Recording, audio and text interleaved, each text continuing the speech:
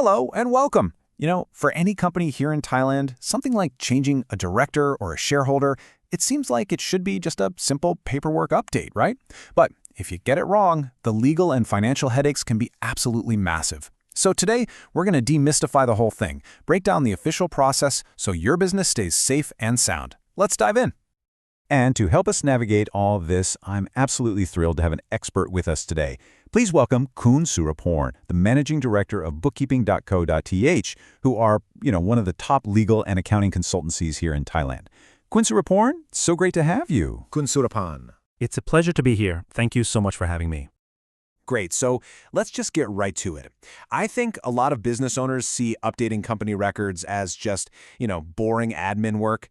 But what's the biggest hidden risk? The thing people don't see coming, if those records aren't kept up to date?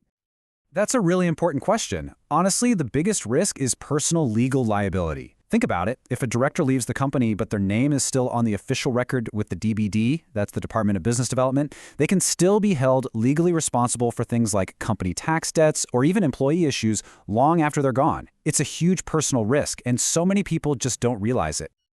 Wow. Okay, so that really hits home. It's not just about the company's paperwork, it's about protecting actual people. So with that in mind, let's break down how to do this the right way. Could you walk us through the official process for changing a company director here? Of course. It really boils down to two main steps. First, you absolutely have to hold a formal meeting, either a board or a shareholder meeting. You need to pass the resolution that officially approves the change. So you're either appointing someone new or accepting a resignation.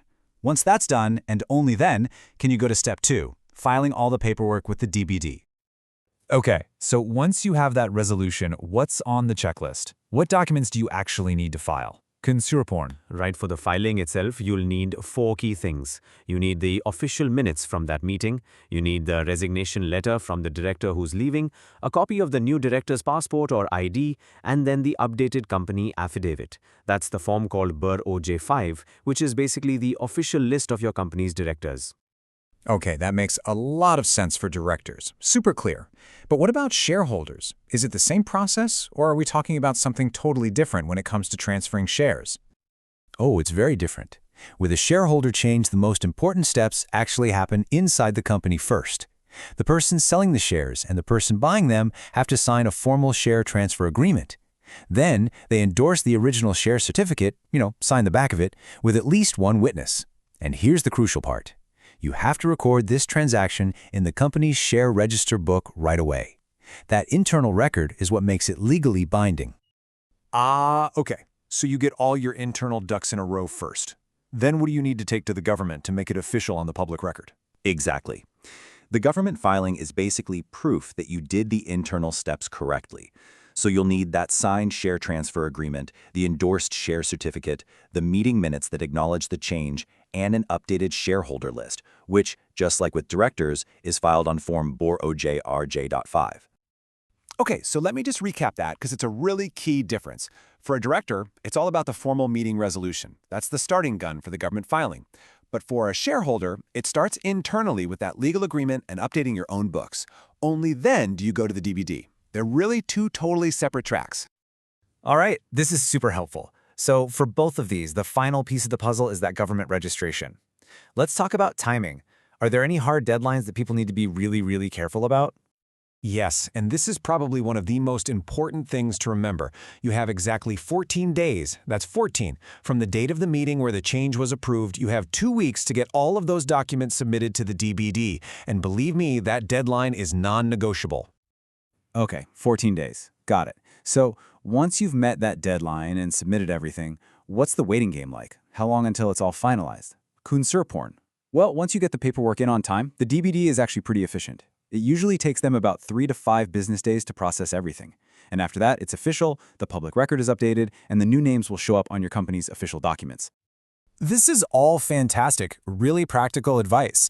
I have to ask, from all your experience helping companies with this, what are your top pro tips? What are the common trip-ups or mistakes that people make that we can all learn to avoid? For sure. One of the biggest reasons paperwork gets rejected is, and you might laugh, It's the signatures. Seriously, the signature on every single form has to be a perfect match to the one on that person's passport or their official ID.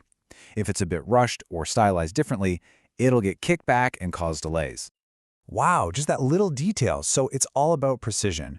Any other recommendations for making this whole process as painless as possible, Khun Suraporn? Definitely. Besides the signatures, I always tell clients with foreign investors to use bilingual documents, Thai and English. It just prevents so many misunderstandings down the road.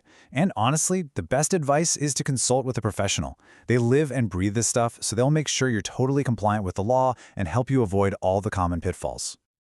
It really sounds like the big takeaway here is precision. Every signature, every document, every single deadline, it all matters.